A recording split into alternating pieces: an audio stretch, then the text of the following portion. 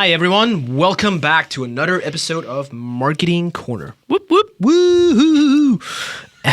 That is not. Wow. Yeah, that's not flying. Okay, we're at episode 68. We are. Yeah, back on track. It's good. Today, if you heard the last episode, I shared some of my learnings from Sparkforce. We're gonna stay in the agency world for just a tiny bit, because now we're gonna talk a little bit about how to pick an agency. Mm-hmm.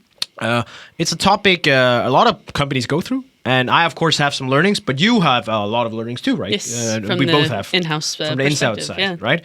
So some red flags and some like how do you hold them accountable, how to make them sure they're right. So without further ado, let's start with the red flags. What are some of the things that worry you when you see it when you're looking at picking an agency? I think for me, you touched a little bit upon it in the last episode, is the pricing structure. Yeah. So a lot of agencies that I've seen that I have not gone with, they will charge you a percentage of the ad spend.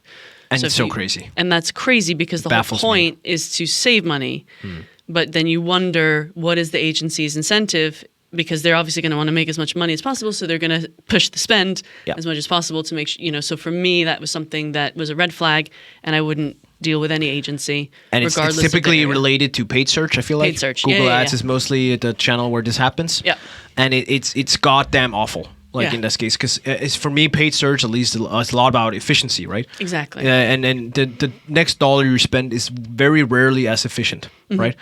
The reason people charge per spend is because they believe it requires more maintenance the more you spend. And don't get me wrong, it does, but it's not like exponential in the same sense. Like I can say transparency hour here. Like once the structure is in place on Google Ads and paid search, well, it's about maintenance after that. And sometimes you need to introduce new countries, new stuff, like blah blah blah. Don't get me wrong, there's stuff to do, but it's limited. It's tweaks. Yeah. It's tweaks. And if you double your budget, you don't double the need. No, you don't double your output. No. No way. That's the thing, So we would look at a cost per lead basis.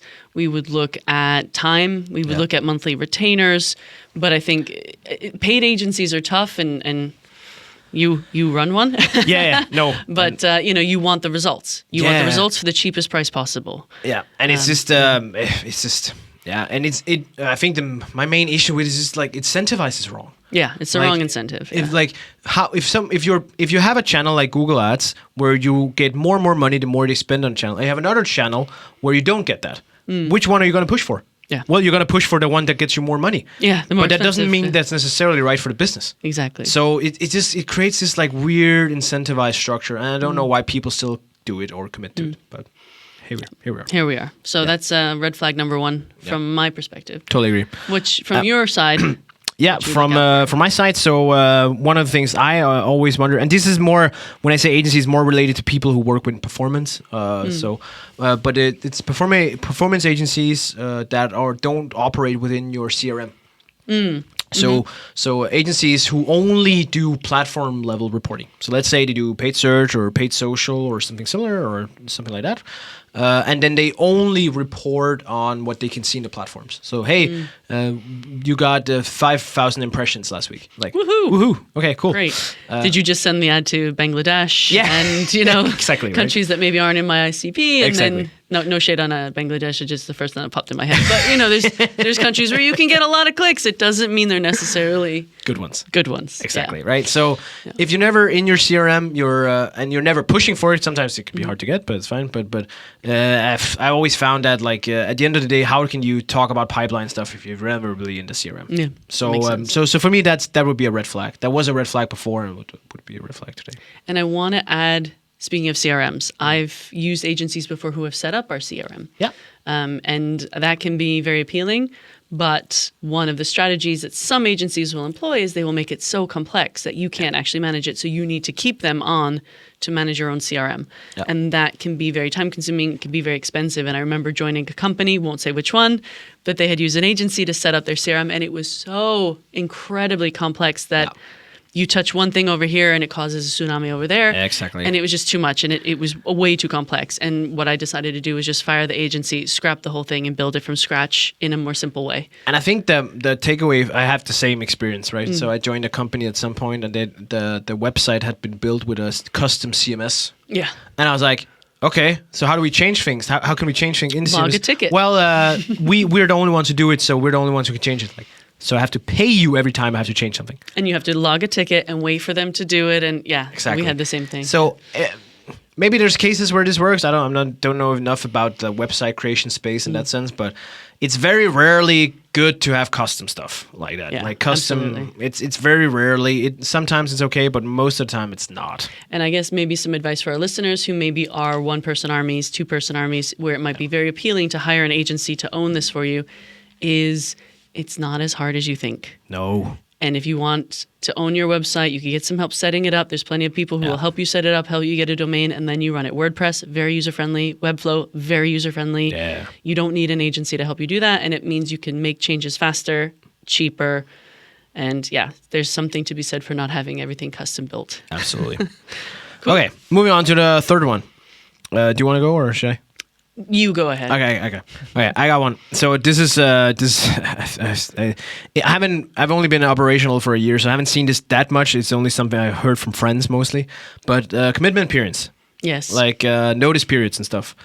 So I've literally had people with commitment periods of more than a year, like notice periods of more than a year. I've had a lot. Oh, notice periods. Notice periods. Oh, fuck crikey, I yeah. thought you meant contracts. Notice periods of more than a year and commitment periods. So commitment periods are like, hey, you committed to 5 years. Notice periods like, hey, from the day you quit, it's you're off in You a pay year. for a whole year. And That's it's like, bonkers. what? That's like, insane.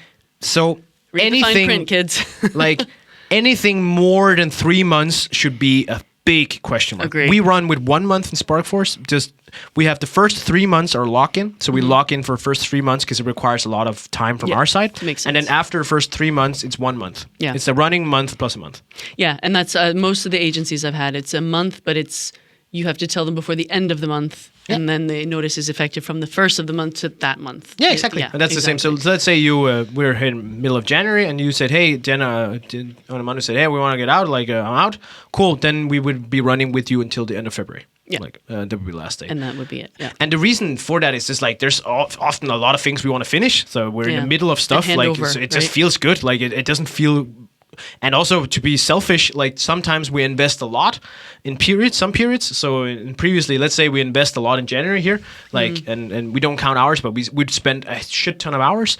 Well, then February we shouldn't be like we shouldn't spend the same level because we No. already overspend, and that's a good balance internal. Like Yeah. Mm-hmm. it's a fairness principle. So that's how we run it. No, that makes sense. But anything more than that, like I can get with 3 months sometimes because sometimes there's stuff that are technical. You might have to. Sometimes it's very big clients, and you have to hire little people to just sit on Yeah. clients. So I can get behind 3. In some cases maybe even more, but we're really pushing it. Like, But if you have any notice period, make sure that you also get the effective handover. Yeah. So when we left, we in a role that I had, we had a website agency to help us set things up, and then we were bringing it in house, and it was a 2-month notice period. Yeah. But in those 2 months, we're like, okay, we still have an SLA with you. We're still expecting you to fix things, and now Yeah. instead of you doing tickets, we want the codes, we want the keys, we want everything that we need to run it ourselves, and we want the right to ask you questions up until our contract expires because Exactly. we are still paying you. we're still paying. Yeah, exactly. So just make sure from a what is it like a Handover. client? Yeah, like a Yeah. client point of view. Get your handover, make Yeah. it crystal clear, and get everything cleared up so that when that time comes, you're good to go. Exactly. Totally. Nice. Another one I have here on the list here is owning your account. So this is typically a very, but that goes for both for everything like paid social, paid search kind of stuff, but also for websites.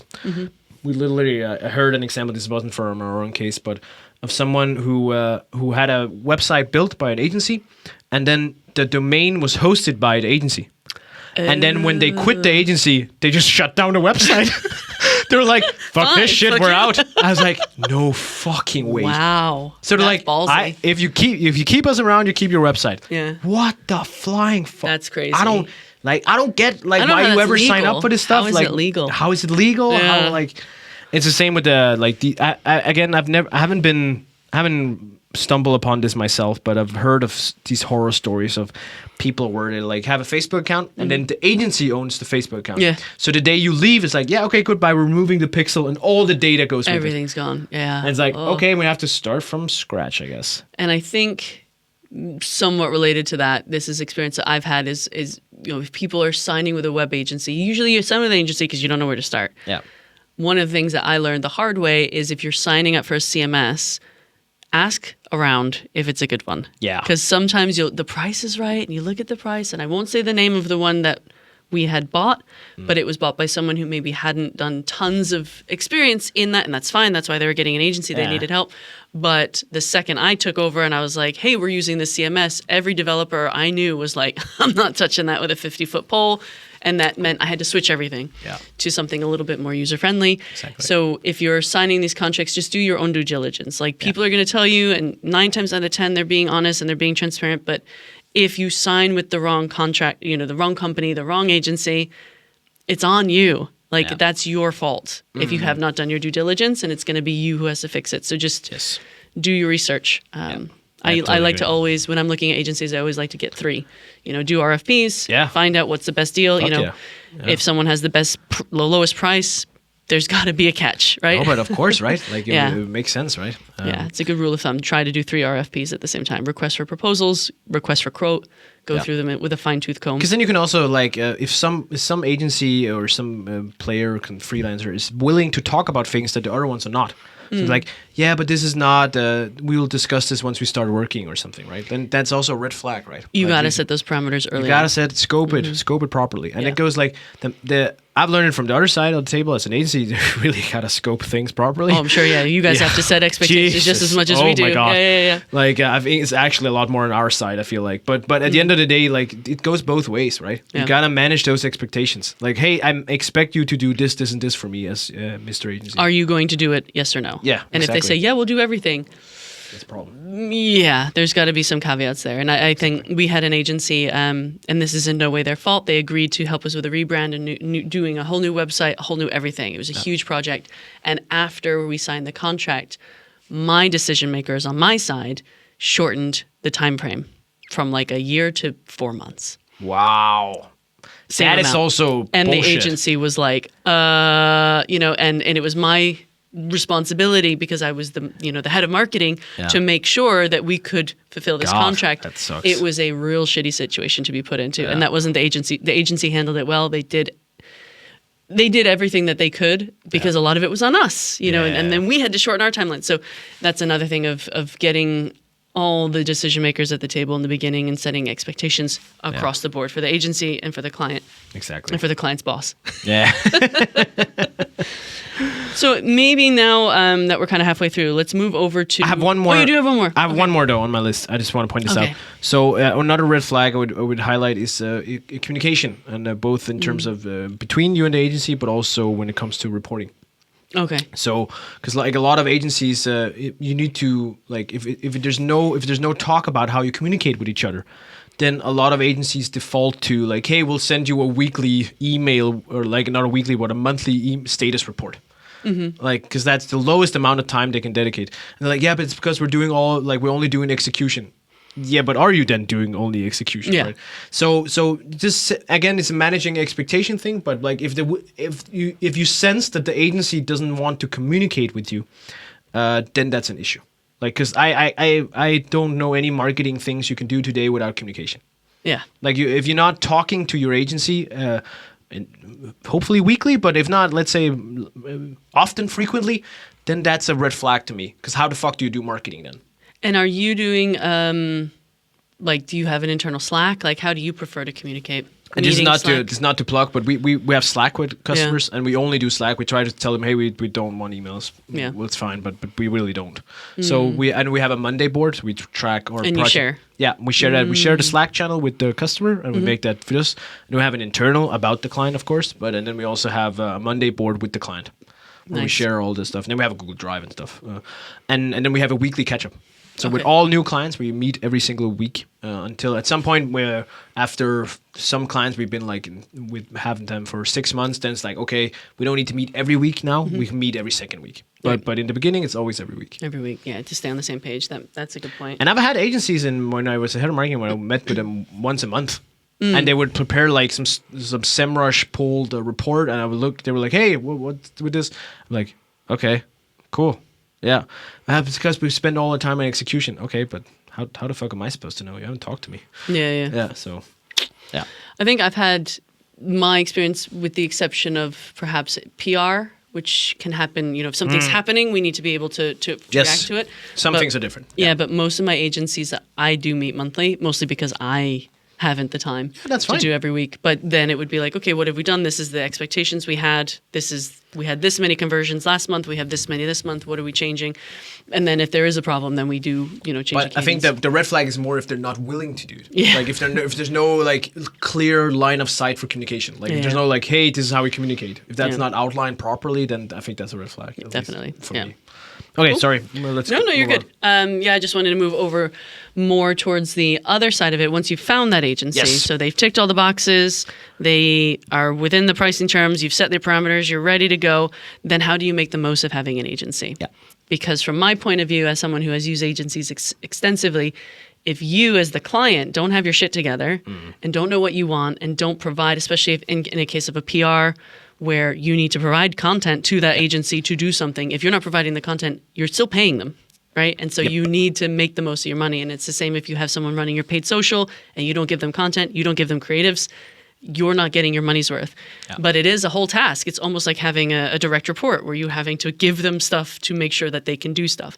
So I wanted to it's talk. just like that. And I Yeah. think you said it perfectly here. For me, having an agency is like having an employee. Yeah. And when I remember when I was the head of marketing at United FinTech, we had 2 agencies, I think, one with the website and something with SEO, one with SEO.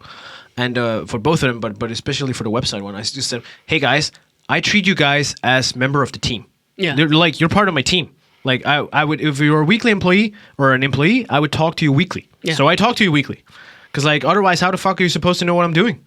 Yeah. Like what I want, what we're trying to do here. Exactly. Like these things are moving all the time, and yeah, I'll spend a little bit more money on that. In this case, they charge per hour, so that sucks, right? But that's for me. That's crucial. Like you got to treat and agencies like to hear it, and it works better. It just fucking works better if you treat It's a them like you would team. treat them like Yeah. a team. Yeah, 'cause Like you have no idea the amount of whips we get. Like, oh my god! Sometimes people they internally the team is like, yeah, they have deadlines of like 4 months or something. The agency, 2 weeks. Yeah. So treat it the same. Then Yeah. you get better results too. I think. And from the client point of view, I think sometimes, and maybe early in my career, you naively think the agency knows everything. Yeah, So, no, they don't. I've hired an SEO agency and I'm paying them monthly and they're going to create the content for me. Yeah. Well, no, they don't know your product as well as you do. They don't know your ICP as well as you do. So you actually have to provide them with at least a skeleton. And if you don't have the resources to do that, you're not going to get your money's worth. Totally. It's the same with PR. Yeah. We had I have had capacity issues in the past where I have this wonderful PR agency who are ready to go. They have the context, but I have to create the content. Yeah. And if I don't have the ability to do that, they can't do their jobs. Yep. So if you're taking on an agency, that is not the silver bullet. It is a requirement, and that's something I saw in previous roles where my manager's like, well, you have an agency dealing with that, so you don't have to worry about it. Oh, no. I still have to worry. I still have to worry a lot. I And have to manage performance, them. Yeah. digital agencies too, they're like, hey, we had 8 conversions. Well, they were all shit. Yeah, exactly. Why were they shit? Well, Exactly. you're optimizing for clicks. I want optimizing for leads. And so, Exactly. you have to look at it and you have to give them feedback. And Otherwise, just you're not going to get your money's worth. Like if an employee came back was managing whatever let's paid search again here in this case and doing you would not tell them you're an idiot, you're fired. Maybe hopefully you don't do that. Yeah, no. hopefully you don't do it. Then you would say, okay, but hey, we're going for this. Of course, when an agency you pay for expertise. I'm Yes. fully aware. Yeah, there's but an even the element of that. best experts don't always know what's going on in your mind. Like Yeah. right? Sometimes it's like we're doing this because we thought this was the best. Like this would be the best approach. Maybe clicks I would probably never do that. But thought that was the best approach. But I didn't know you were trying to do this thing over here. You haven't said that. You haven't Right. mentioned, and you can't read minds, and you can't. I don't know. You're as an agency, you're never going to know my business better than me. Yeah. You have to know 12 different businesses or 27. You have 27. You have to understand 27 different businesses. Yeah. I need to come with the direction. I need to come with the goals, the ICP. Exactly. And that was, especially when it comes to like a performance agency, that's where the Mm. struggle has been for us of like, they're optimizing for what they know, which Yeah. could be clicks, it could be click-throughs, it could be something like that. But I'm optimizing for good deals that close 6 months later. I agree. And they Totally. can't. It's hard to get those to match. Yeah, I totally agree. I think a lot of it is about managing expectation. But and when we mentioned that earlier, bro, I just want to say one of the things we've felt an agency is not, while you should treat it as an employee, always remember it's not an employee. It is not an employee. No. And I mean that in a good and a bad way. So in the good way, it's that they can actually move a lot faster. And there's like sometimes like use us as an example, we're a bit like a Swiss knife, right? Like your employee, you can't expect them to both do a blog post and set up Google Ads in the same day, right? Yeah. Like no, who can do it? Like very few people can do that, right? An agency might be able to do that. Like we can do that, right? But at the same time, we don't stand together with you when you're drinking your coffee. I'm not right in next to you, so do I know all the office gossip? I don't know all the stuff that's going on. So when you say to me, "Hey, I just want to do a campaign that's about this," like that's not enough, man. Like I need more. Like why are you targeting these? Like why are you focusing? What do they care and the about? rest of your team seems to know this. So there's some level of communication that's missing, and you always have to remember that. So you have to over communicate. Yeah, over communicate. Over communicate. So make sure it's crystal clear. So when you say, I want this, this is why I want it, here's what I'm expecting. Boom, boom, boom. And then the agency can say, okay, in order to do this, we need X, Y, Z as well, like in order to help you. Yeah. So, but over communicate, it's never bad. I've had times, sometimes where my decision makers say to the agency, inspire us. Fuck Inspire that us. shit. And they're like, God. and the only time that actually worked, we hired an agency, and shout out to Design by Structure. They were really great. Okay. Where we had no idea Okay. what we wanted to do. And that's okay sometimes. And Yeah. they did focus groups. They talked to employees. They talked to our customers. They did their research and they said, these are the things that came up. This is what we're going to go with. Yeah. And we, and that was incredibly helpful to have those. Because Awesome. sometimes you can't see the wood through the trees when you're in it every single day. That's why agencies are good. And that's sometimes, why an right? agency, an external pair of eyes comes in So and good. goes, Yeah, have you thought totally. about this, that? And then that gave us that direction. And then then we were a part of the conversation, but we really needed direction. Yeah. And that's what they gave us. But you pay for that. Yes. They're not the cheapest agency I've ever used, but they gave a level of service that we needed at the Exactly. time. That's So it's great. not something you can expect everyone to do. No. But there are agencies out there who will do it for a price, and Yeah. you have to, make sure that you make the most of it if that's what Yeah, you're going to do. no, totally. Yeah. Totally. And I think you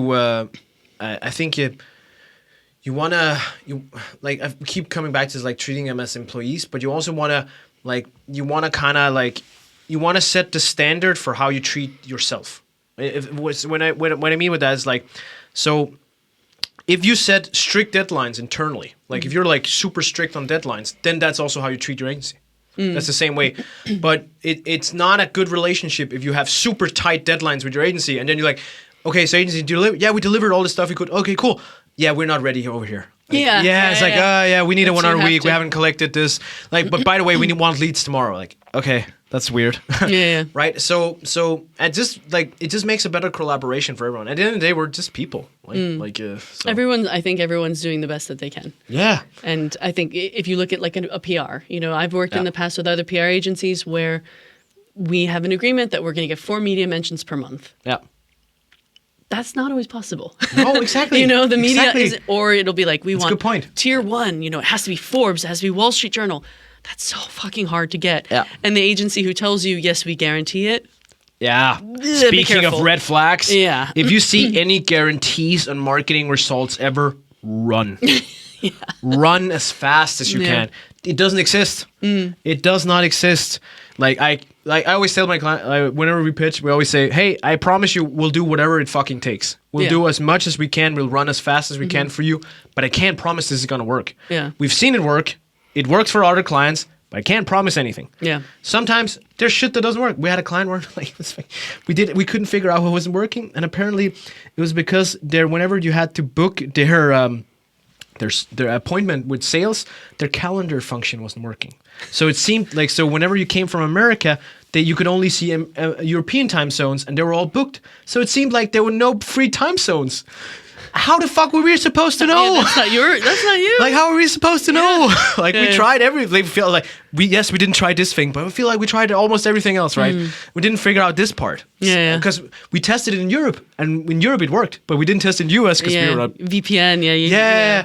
So, oh man. So my point is, like, come on, right? Yeah. Like, yeah. But I think if you also look at an agency like an extension of your team, you wouldn't do that to a team member. Exactly, You you wouldn't wouldn't go, do that. you wouldn't go, inspire me, and if you don't hit these KPIs by next month, you're fucking fired. Yeah. You know, you would help them, you would give them insights, you would give them support. And then if they say, hey, I didn't make it because of X, Y, and Z, you go, okay, let's fix it for next time. Yeah, You know, and exactly. it's, I mean, but I've also had agencies that were absolutely terrible. And, Of course, you we know, all so, had. but Absolutely. you have to use your own common sense and take it with a pinch of salt. There's a lot of bad agencies out there. Okay, Like, for the last 3 minutes, yeah, let's share our horror stories. You go first. from agencies. Yeah. I think I already mentioned those for the red flags, like the dollar charge per spend, like the commitment periods. Like the longest commitment period I've heard is that people would sign on for contracts for 7 years. 7 years. You signed on for a fucking contract for 7 years. In this day and age, not many people are in the same job for 7 years. and you think like that doesn't happen anymore. Yeah.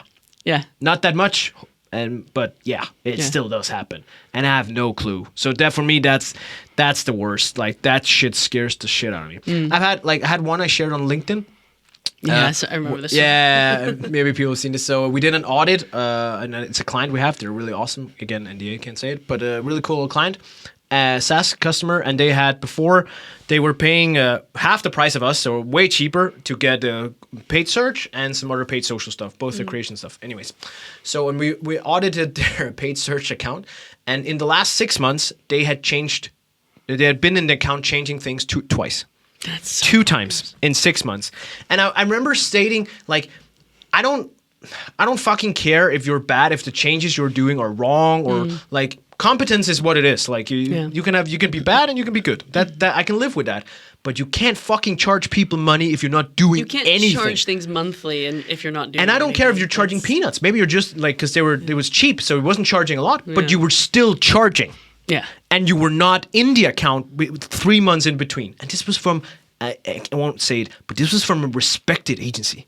This was not a small one. It was like a 50-man plus agency. Yeah. And they changed 2 things in 6 months in the account.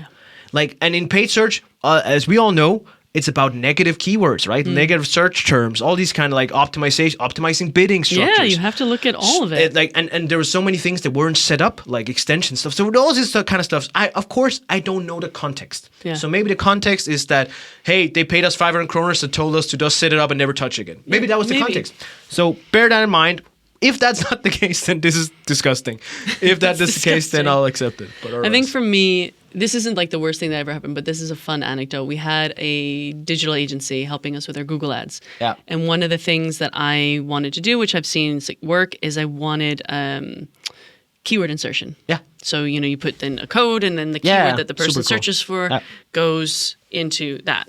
The ad text, so it's super, insertion. just so it's super personalized, tailored to what you're searching for. Yeah. It's a good strategy.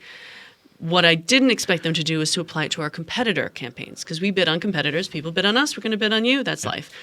And so what they had done, and it's my fault for not specifying this, but I didn't think I had to with an agency who does this for a living, is I didn't want this keyword insertion applied to competitor ads. So what was happening is someone would Google a competitor, and then our ad would pop up with the competitor's name in our ad, which is a big no-no. And we got a cease and desist. Oh, God. And I'd been in the job for like 2 months, and we got a cease and desist from a competitor saying, you're using our company name in your ads. But we weren't, but we had the keyword insertion function where, so if someone Googled it, their name would pop up. So that's not the worst thing that's ever happened in the world, but it was kind of a bonehead move of like, oh, I have to tell you not to do this. That does suck. That does suck. Yeah. Yeah, I agree. So those are using agencies. If you're doing keyword insertion, make sure Remember, you specify not to do them in competitor campaigns. And on that note... On that note, we're tired. It's 9 o'clock. Yeah, but we need to record one more. So the next one's going to be even more tired. Even guys. more Just tired. get ready. Anyways, thanks for listening. Yeah. This was cool. We're going to shift focus away from agencies now a bit, but I think if this is good, we're going to do more of it. Yeah, cool. Cool. All right, bye. Thanks, guys. Bye.